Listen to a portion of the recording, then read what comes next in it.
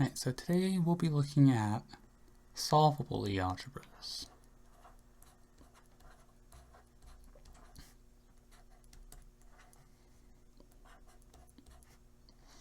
Might be a bit of a shorter video given how long we went over time last time, but we'll see. And as before, K is our ring, is actually a field of characteristic 0 with every Lie algebra being finite dimensional over K. So, definition.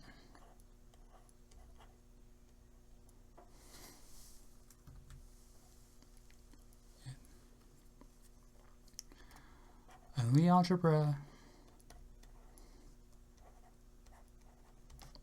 G is solvable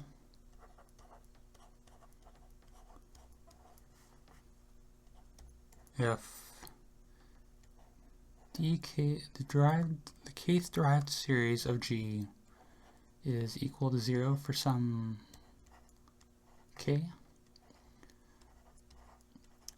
which if you remember with our discussion of nilpotent Lie algebras, we had the upper and lower central series being 0 for some K, and the derived algebras are similar to the central series, except we had the one central series being the bracket of G with the previous term, and the kth derived algebra is the bracket of the previous derived algebra with itself rather than with G. But we do get pretty automatic, so we get automatically that a nilpotent Lie algebra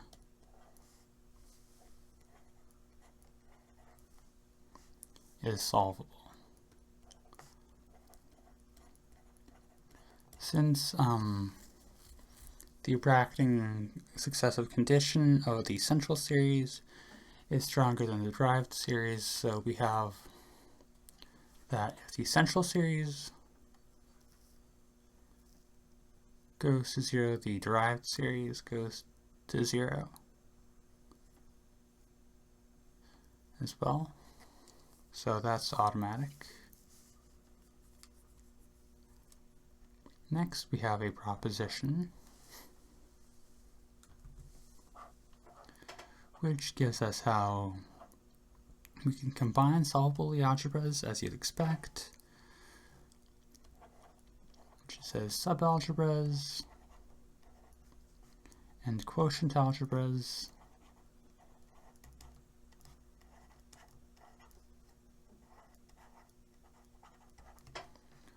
of a solvable Lie algebra are themselves solvable.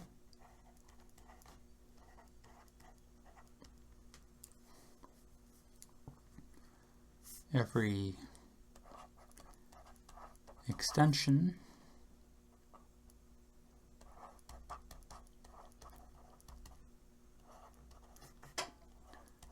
of a solvable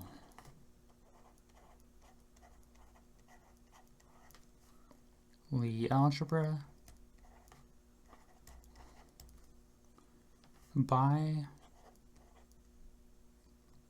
they just have of a solvable algebra by a solvable algebra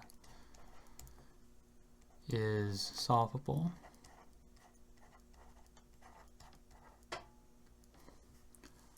Every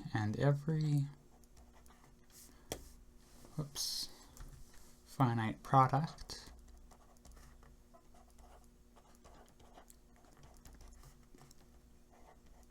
of solvable algebras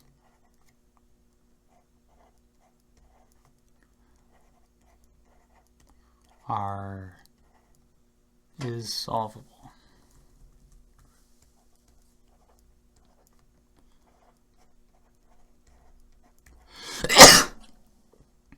Nice.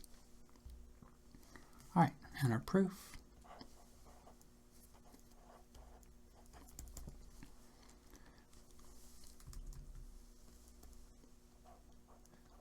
Let G be a Lie algebra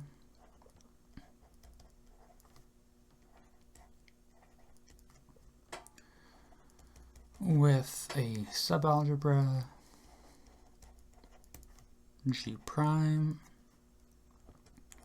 ideal H with T equals H over G and phi from G over H, sorry, not H over G.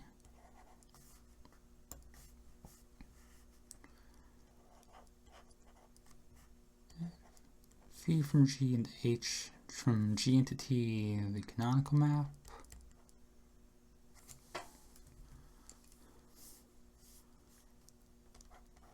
If G is solvable,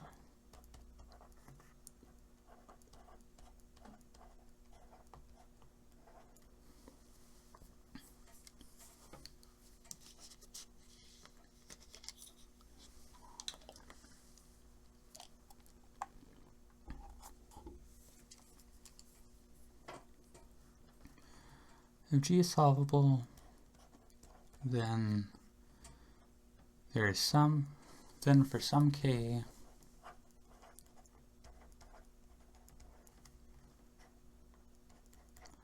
the kth derived series of G is 0.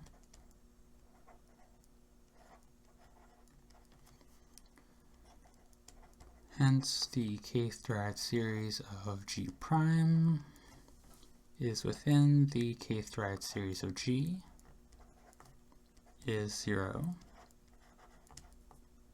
We have the kth derived series of T being phi of the kth derived series of G, which is 0.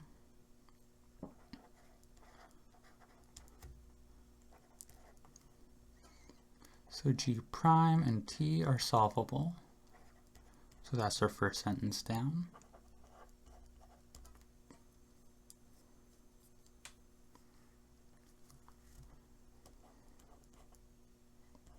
Hence, exist S and T such that ds of H is equal to dt of T is just 0. Thus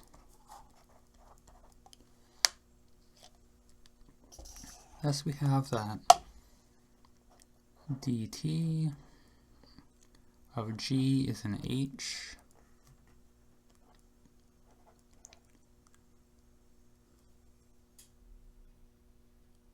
okay, so this is all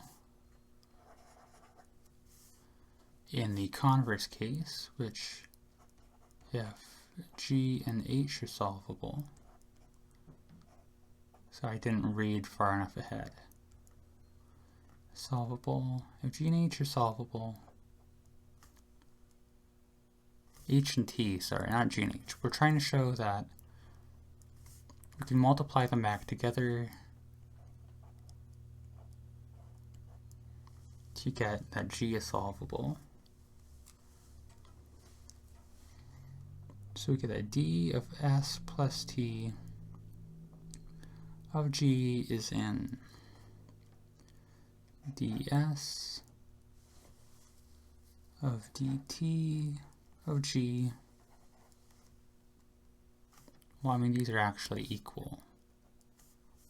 We're splitting that up. Since dt of the quotient is 0, we've seen that dt of G must be within H. And so then, from assumption, this is 0, and G is solvable. And so we get the last insertion by induction.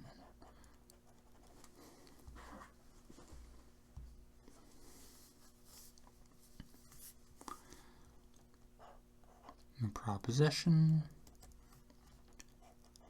let G be a Lie algebra. then the following are equivalent. So we're getting alternate definitions for G is solvable, which is, recall exists K, that dk of G is 0. Our second condition. Exists a decreasing sequence G equals G0 contains G1 by a chain of contains up until Gn equals 0, which are all ideals of G, such that each Gi over Gi plus 1 is commutative.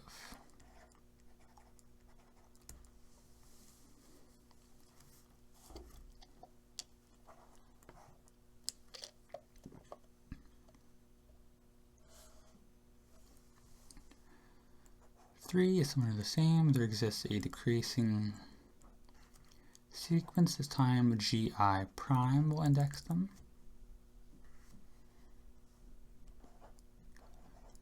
Gp, some distinct index is 0 with these are subalgebras of G, obviously, definitionally, such that Gi plus 1 prime is an ideal of Gi prime, and likewise Gi prime over Gi plus 1 prime is commutative.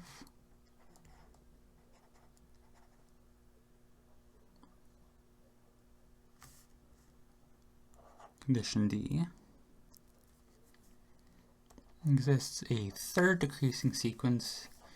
G is G0 double prime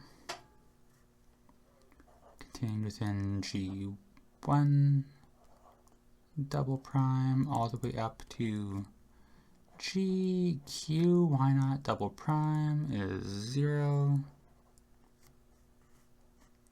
such that these are all subalgebras, of course, such that Gi plus 1 double prime is an ideal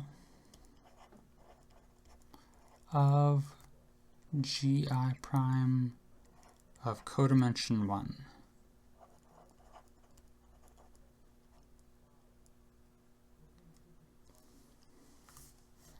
Proof.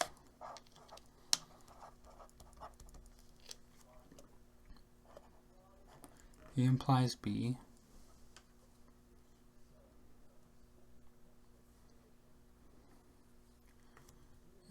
Is from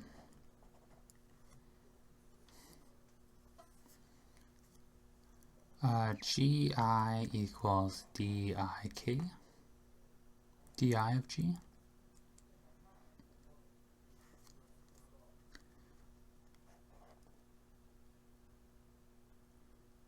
B implies C. It's trivial.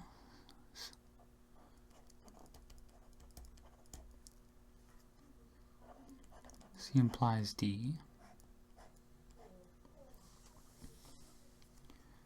Then if we have C, every vector subspace of Gi prime containing Gi plus 1 prime is an ideal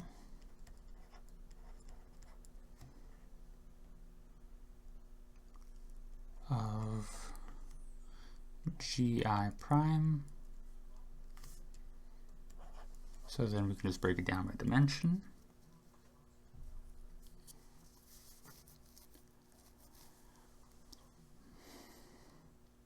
And we have D.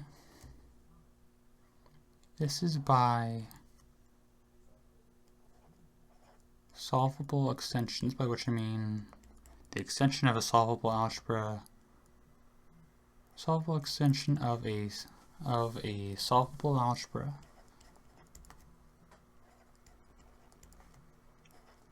is, of course, itself solvable.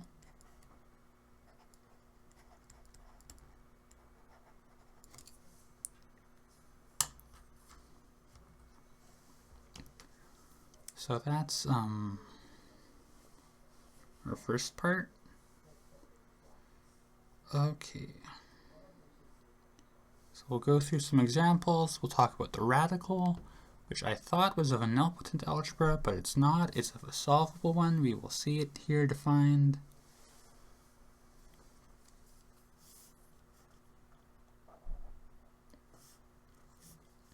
So examples.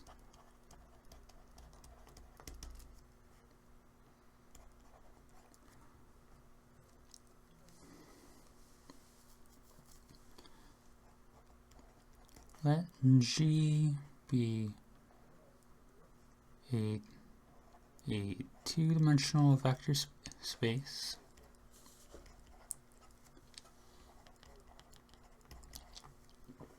over K with a basis E1, E2.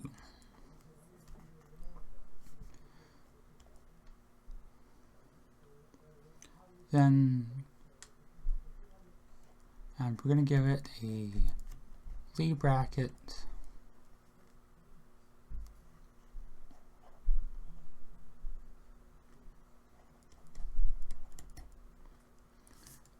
of E1, E2 equals E2, which I think was an example I gave at the very beginning of this series, which was probably motivated by looking at this. And we see that this, of course, is only one possible bracket here. Bracket of E1 and E1 and bracket of E2 and E2 are 0 by alternativity. And by anti-symmetry, the bracket of E2 and E1 is negative E2. And then by linearity, that's everything. So by alternativity and by linearity, this uniquely defines the Lie bracket. Then G is solvable as a Lie algebra.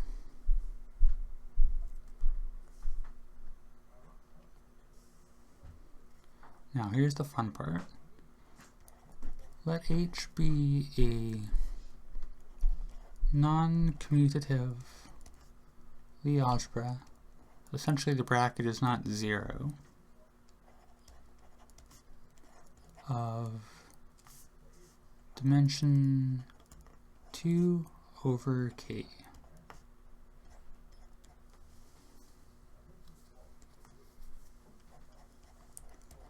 Then H is isomorphic to G.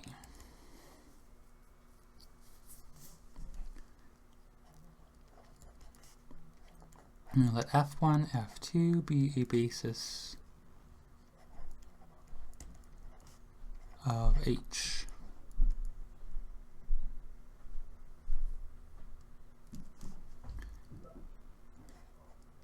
The bracket of F1 and F2 is non-zero by non-commutativity, because the bracket of F1 and F1 and F2 and F2 are 0, and as we said, this uniquely determines the bracket, so if this is 0, then everything's 0 and it's commutative.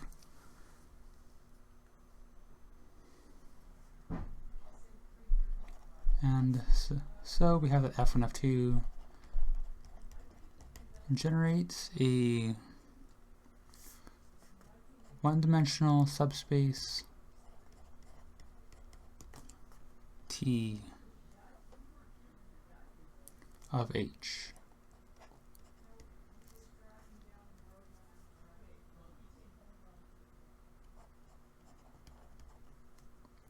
And the bracket of H and with itself is equal to t. Let E1 prime, E2 prime be a basis of H such that E2 prime is in T. Essentially, we're setting E2 prime to be some representative of T, non-zero in T, and E1 is just, I guess it can be any element which is not collinear with E1 prime. Then we have the bracket of E1 prime and E2 prime. Since they're not collinear and a bracket is commutative and everything, this is going to be non-zero and therefore somewhere on T, which therefore has to be some multiple lambda of E2 prime, with lambda not equal to 0.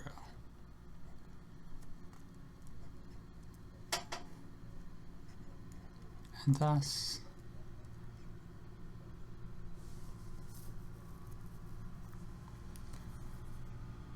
we can set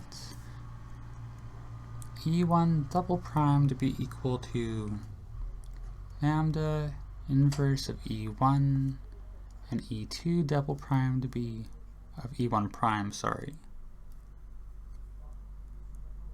and E2 double prime to be equal to E2 prime, so that the bracket of E1 double prime and E2 double prime is equal, we want to set this as the lambda inverse of E1.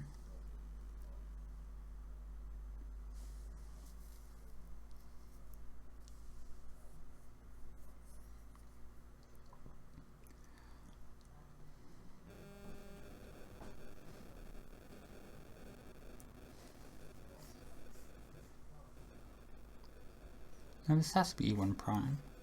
So they made a mistake in the notation in the book, and I'm trying to fix it live here. Is equal to, this is going to be lambda inverse because it's a scaling factor to go to the front, of E1 prime, E2 prime, which is then going to thus be equal to E2 prime, which is E2 double prime.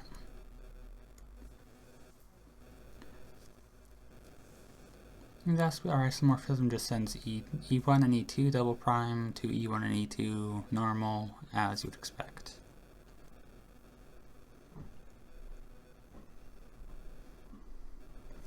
And this is actually going to be our only example, because I don't want to do the other one. So, it just covers, essentially is saying that the derive series of the upper triangular matrices is something, it uses a bunch of like triangular matrices as an example, and I'm not familiar with notation, and I don't want to go look it up. So, the radical of a Lie algebra. I thought this was of a nilpotent algebra. It's actually of a solvable one. My bad there. So,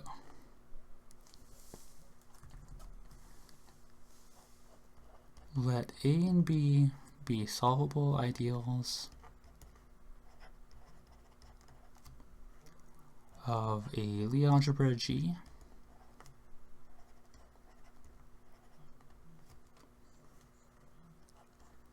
Then A plus B over B, which we know by the first isomorphism theorem is isomorphic to A over A intersect B.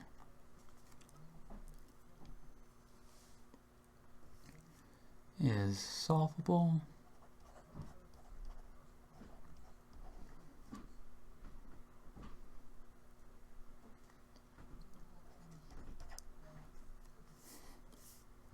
so a plus b is solvable since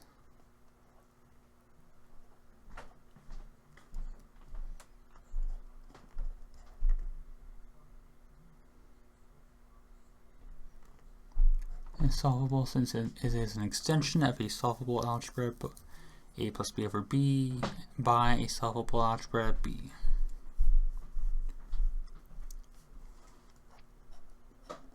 Thus,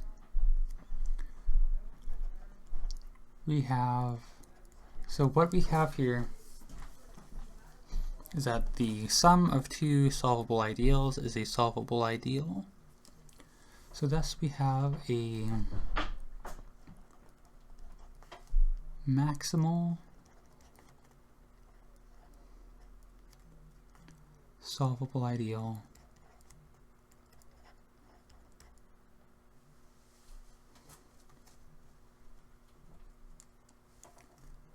which is a largest one containing all other solvable ideals.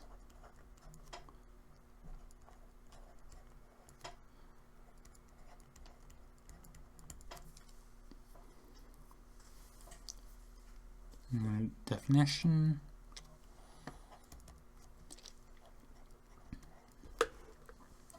The radical of a Lie algebra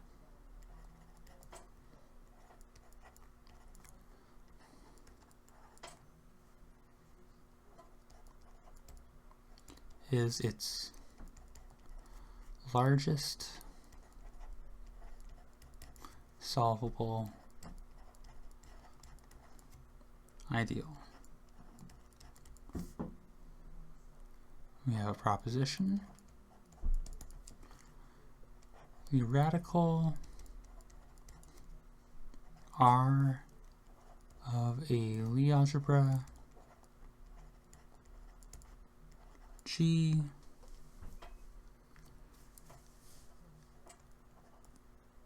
is the smallest ideal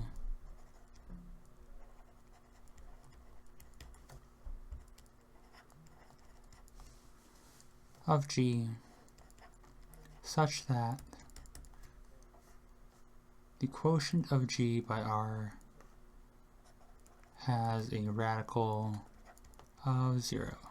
So that there are essentially no solvable substructures of this Lie algebra, which you would expect. So we're going to let A be an ideal of G with a canonical mapping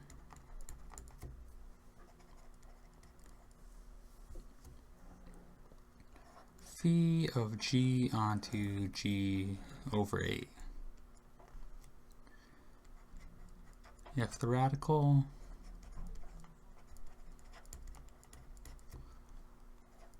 of G over A is 0, then phi of the radical of G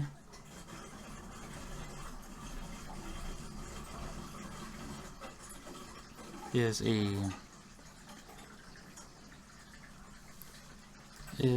0,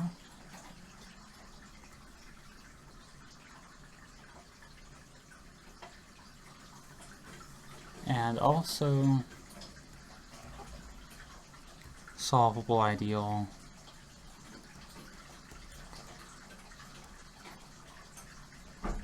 of G over A just by the function of our map. Hence, R is inside of A.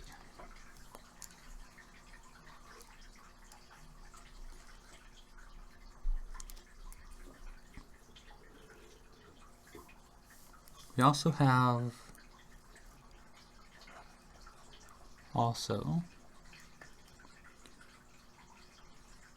phi inverse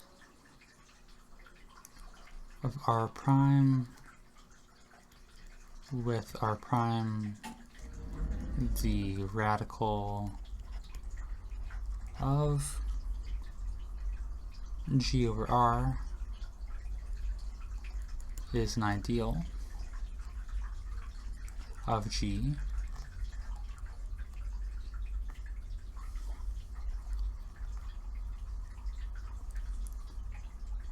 and so is solvable.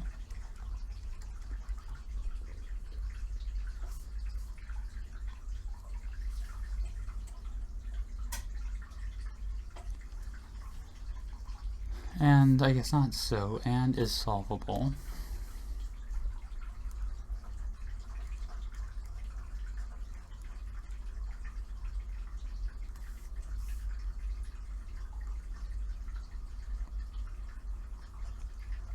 Thus, phi inverse of R prime is equal to R.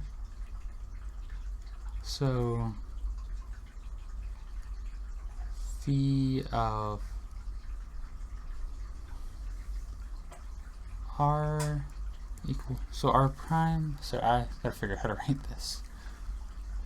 R prime is phi of R is 0. And we are done.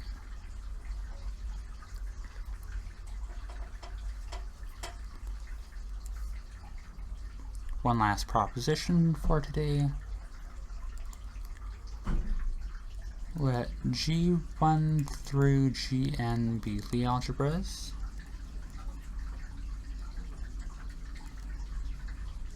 Then the radical R of the product of GI's is the product of the radical I for Ri, the radical of GI. Our proof.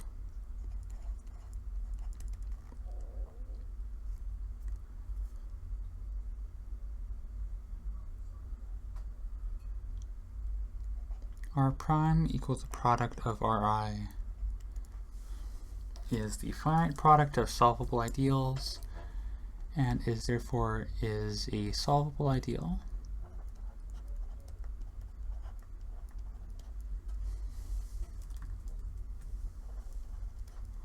So R prime is in R, the radical is the product of the algebras. But also the canonical image of R in G1 is a solvable ideal of GI